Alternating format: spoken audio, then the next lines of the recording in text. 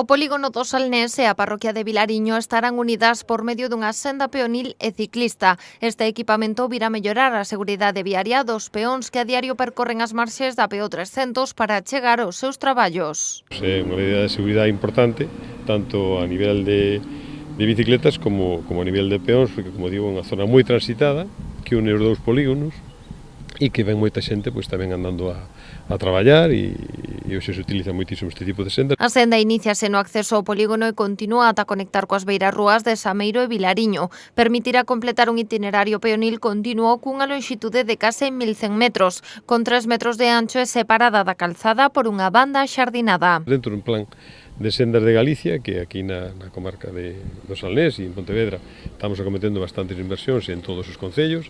Aquí, sin ir moi lexos, está acometendo en xa a terceira fase, creo que van a empezar ahora en a lanzada Sanxenxo, Porto Novo, que é unha inversión importante tamén que se fixo, e temos tamén xa os proxectos redactados, están rematando de redactar o que é o acceso á Illa de Arousa dende a rotonda de Deiro, e tamén despois o acceso de Deiro, dende aí hasta conectar con Corbillón, con Cambados. As obras xa están en marcha e teñen un prazo de execución de 8 meses. A Xunta adxudicounas por un importe de 265.000 euros cofinanciados con fondos FEDER. A actuación foi ademais moi ben recibida polos concellos de Cambados e Ribadumia. É unha actuación moi importante da que de alguma maneira vai a cambiar a imaxe, digamos, entre estes dous polígonos industriais, tanto de Cambados como Ribadumia, e polo tanto todo o que sea mellorar, sobre todo estas sendas peoniles que cada día son máis demandadas. Tiñamos aí unhas complicacións no que é no término municipal de Cambados cunha serie de veciños onde os datos non estaban actualizados de propiedade e a verdade que se esforzaron ao máximo e sempre